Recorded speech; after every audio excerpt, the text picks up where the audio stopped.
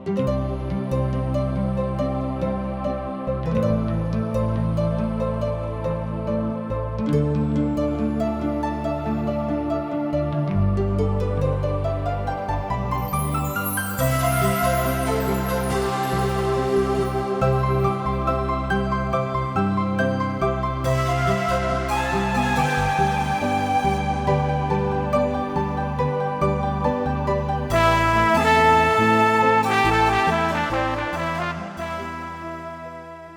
मनुष्य के जिंदगी पाप के कारण तरह तरह की विपत, उलझन और अशांति में पड़ के सही रास्ता से भटक गईल बा।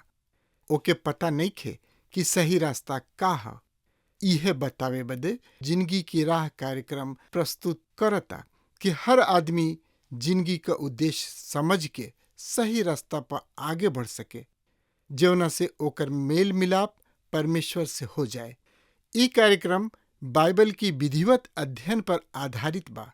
कृपा करके एक कार्यक्रम के देखी और सुनी ताकि परमेश्वर आपकी जिंदगी का रास्ता बतावे वाला ठहरस।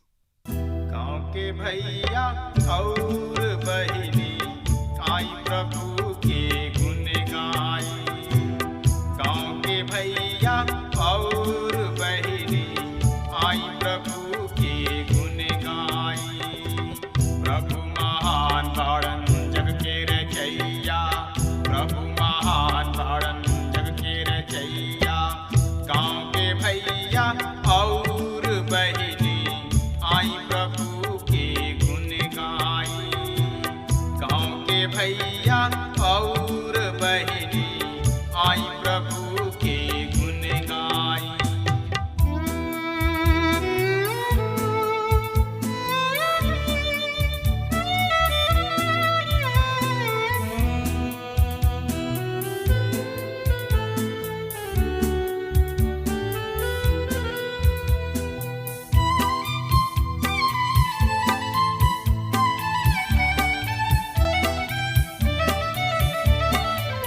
आकाश के तरई बन के चिरई उनकर भजन करे। भूमि नदिया और चटनवा जोर से थपरी पीटे। हमर मसीही फिरीत आई, प्रभु चरण के सट जाई। प्रभु महान बाड़न जग के रचैया, प्रभु महान बाड़न जग के रचैया। गाँव के भैया और बहिनी आई प्रभु के गुण गाई।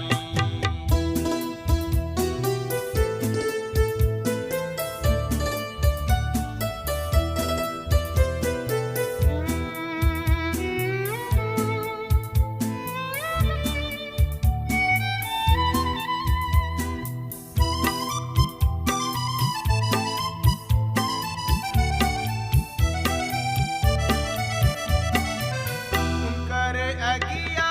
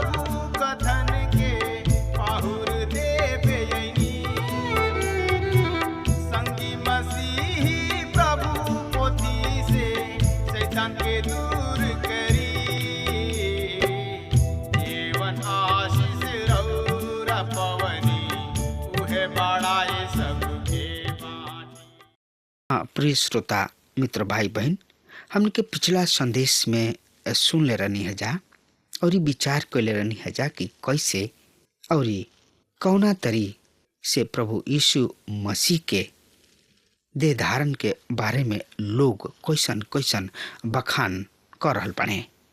हाँ मित्र, इस संदेश में हमनी के देखे के कि परमेश्वर के साथ सहभागिता कैसे प्राप्त कल जाओ। यूहन्ना अब बहुत ही अद्भुत बात कहे जा रहल बने। वो बताओ तानी कि हम परमेश्वर के साथ सहभागिता प्राप्त कर सकतानी जा।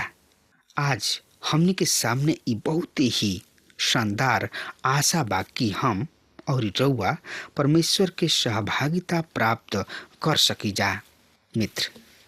और ज़्यादा से ज़्यादा जानकारी खातिर रउआ हमारा संगे आपन पवित्र शास्त्र बाइबल निकाल ली और ओहमे देखी श्रोता मित्र भाई बहन, पहला यूहन्ना 1:3 एह तरी से बखान कर रहल बा।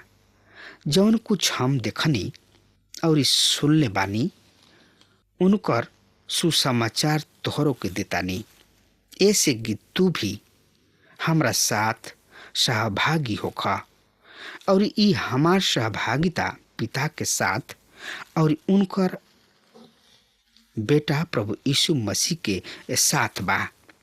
हाँ श्रोता मित्र भाई बहन, जौन कुछ हम देखनी और सुननी ई तीसरा अवसर है जब यूहन्ना ई कहताने और अब तक एकरा के हमनी के चेतना या एकरा के विवेक कहीं विवेक में व्यस्त हो जाए के चाही। काहे कि यूहन्ना ई बात बार बार काहे दोहरिया रहल बाड़े, ऐसे कि तू भी हमनी के साथ सहभागी होखा। यूहन्ना ई कहतानी कि विश्वासी एगो दूसरा के साथ सहभागी हो सकत रहन और सचमुच हमनी के सहभागिता पिता के साथ और उनकर बेटा प्रभु यीशु मसीह के साथ बा। हमनी के कौना तरी परमेश्वर के साथ सहभागिता राखे जा रहल बानी जा। इस सवाल दुविधा के स्थिति पैदा करता। परमेश्वर पवित्र हमें और मनुष्य अपवित्र है। का एक खाई के पार कोई ले जा सकता? परमेश्वर और मनुष्य दोनों के एक साथ कैसे रखल जा सकता? जैसे कि आमोस नबी लिखताने। आमोस नबी की किताब 3:3 एह तरी से बखान कर रहल बा। सुन ध्यान से यह पद के हमरो सामने पढ़ जा रहल बनी। यदि 2 गो आदमी परस्पर सहमत ना होके त का ऊ एक साथ चल सकी है? प्रिय श्रोता मित्र भाई बहन, 2 गो मनुष्य साथ चल सकी है? हम सदा के खातिर सहभागिता कौना तरी प्राप्त कर सकतानी? एह असंभव लागे वाली बाधा के दूर करे खातिर यूहन्ना 3 तरीके पेश करताने। ए में से 2 तरीके मनुष्य द्वारा बनौले बाने और ई तरीका काम में न आवेला। तीसरा तरीका परमेश्वर के द्वारा बनावल गइल बा और केवल इहे तरीका काम आवेला। एकरा से पहले कि हमनी के एह तरीका के जानी जा, हमनी के सहभागिता शब्द के अर्थ तथा एह अर्थ के समझल बहुत ही जरूरी बा। मसीही सहभागिता के अर्थ होला मसीह के काम में हिस्सा बाटल। जैसन करे खातिर हमनी के प्रभु यीशु मसीह के जानल बहुते जरूरी बा और केवल जानल ही काफी ना, वरन प्रभु यीशु मसीह के व्यक्तिगत रूप से मुक्तिदाता के रूप में जाने के बा। विश्वासी सब के खातिर सहभागिता के अर्थ मसीह के साथ मेल और उनका अनुभव कइल। हमन के साथ साथ मसीह और उनका वचन के बारे में भी बतावे के बा। यही तरीके सहभागिता के विषय में चर्चा करत यूहन्ना कहताड़े, ऐसे कि तू भी हमरा साथ सहभागी होखा और हमनी के ई सहभागी पिता के साथ और उनकर पिता प्रभु यीशु मसीह के साथ हवे। आई अब देखल जाओ ज्योति में चलला के बारे में। तो एकरा बारे में और ज्यादा से ज्यादा जानकारी खातिर रुआ आपन पवित्र शास्त्र बाइबल निकाल ली और ओमे देखी श्रोता मित्र भाई बहन, यूहन्ना रचित सुसमाचार 1 अध्याय के 4 पद एह तरी से बता रहल बा। सुनी ध्यान से। और ई बात ऐसे लिखा था कि हमार आनंद पूरा हो जाओ, कि हमार आनंद पूरा हो जाओ। ऊ दूसरा कारण है जौना खातिर यूहन्ना ई पत्री लिखले। आनंदित होखल कतना अद्भुत बात बा। थोड़ा आनंद ना बल्कि ढेर सब आनंद, काहे कि हमनी के सहभागिता के काम रूप में दर्शावता। कलिसिया में भाईचारा सहभागिता के काम है, दिहल सहभागिता के कार्य है, साथ ही प्रार्थना कोइल सहभागिता के एक क्रिया है। पर यूहन्ना एह अध्याय में सहभागिता के अनुभूति के संबंध में बात चित कर रहल बड़े। ऐसा नहीं सहानुभूति पौलुस मन में भी रहे जब वो लिखत रहे, ताकि हम उनका के और उनकर मृत्युजय के सामर्थ के और उनकर दुख में सहभागी होके के मर्म के जानी।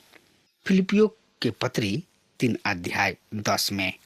हाँ श्रोता मित्र भाई बहन, सुसमाचार के मूलभूत उद्देश्य यह कि दृढ़ विश्वास और पश्चाताप के द्वारा औरत और मर्द सब केहू मुक्ति पा सके और ई उनका दिल के महान आनंद से भर सके। वैसे ही महान आनंद जैसे कि एह इथोपियाई खोजे के दिल में भर गई जब वो फिलिपुस के द्वारा प्रभु यीशु मसीह के जनले। वो आपन यात्रा फिलिपुस के बड़ाई करे खातिर स्थगित न कैलन। वो आनंद मनावत अपना राह पर चल गइलन। काहे कि ऊ प्रभु यीशु मसीह के जान लेले रहन। यूहन्ना के ई पत्री के प्रयोजन ई बाकी हमने के सब प्रभु यीशु मसीह के अद्भुत काम में सम्मिलित हो सकी, ताकि परमेश्वर के आत्मा प्रभु यीशु मसीह और स्वर्गीय पिता के हमनी खातिर सही में एह तरीके प्रकट कर सके कि हमनी के ओ मधुर सहभागिता के सहभागी हो सकी जा। हाँ श्रोता मित्र भाई बहन, अब हम वापस फिर ओह और चलतानी जहाँ यूहन्ना ई लिखताने कि ई बात ऊ ए से लिखले ताकि हमार आनंद पूरा हो जाओ और हम उनकर सहभागी बन जाई। जब हमनी के परमेश्वर से सहभागिता राखी न जा, तब हमनी के आनंद से सहज ही भर उठी न जा। यद्यपि एगो बाधा और पार कैलहा। यूहन्ना ओ असमंजस के सामना कर रहल बने जौना से होके परमेश्वर के संतान के गुजरे के पड़ेला।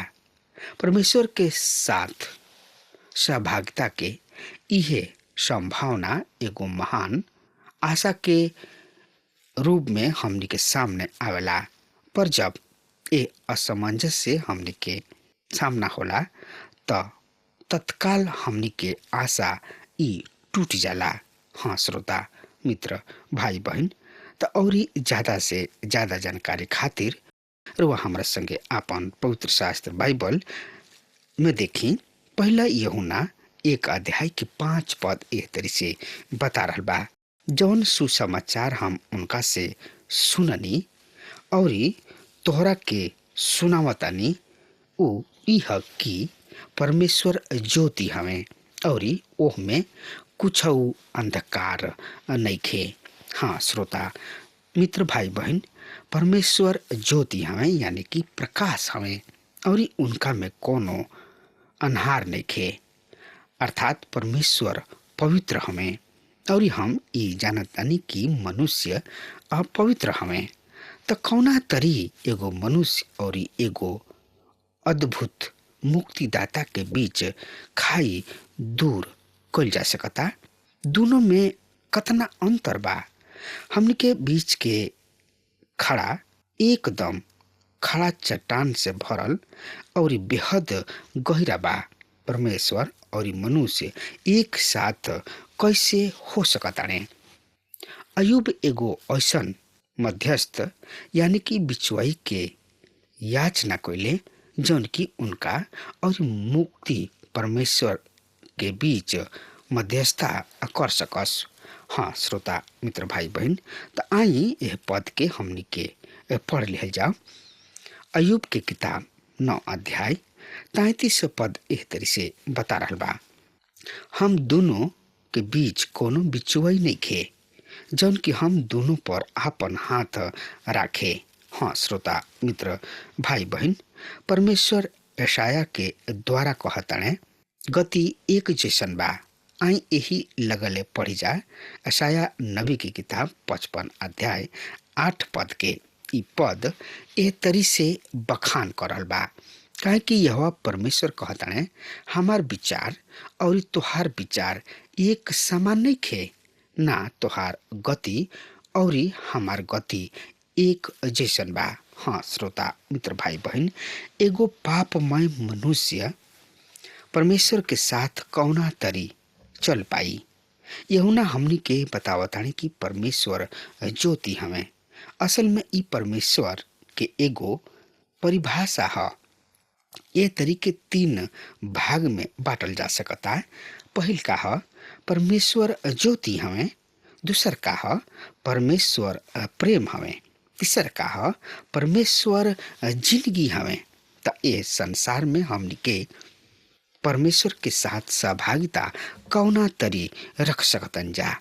ऐसा लागता कि हमनी के दोगो काम में से एगो काम के करे के पड़ी।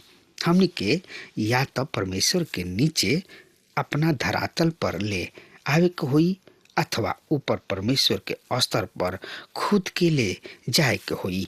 ये दोनों ही बात संगत ना हो सकले। फिर भी मनुष्य एकर चेष्टा करता। यहुना 2 में से पहला संभावना के असंभावना के समझावत हमनी के परमेश्वर के एगो महत्वपूर्ण परिभाषा प्रदान करल तणे। परमेश्वर ज्योति हमें यानी कि प्रकाश हमें, अंजोर हमें। आधुनिक विज्ञान जैसन कि बतावल जाला एकरा बारे में आश्वासत ना हमें कि प्रकाश का है, अंजोर का है, ई ऊर्जा है या भौतिक तत्व। आखिर प्रकाश का है? प्रकाश के स्रोत एगो अलग चीज है, पर जब हमनी के कोनो कमरा के बत्ती जराई न जाता, कोना में लुकाइल अन्हार भी प्रकाशमान हो जाला। आखिर होला का? उ का चीज है जौन की कोना में पहुंच के अंधकार के दूर भगा देला? प्रकाश सही में प्रकाश अन्हार के दूर भगा देला।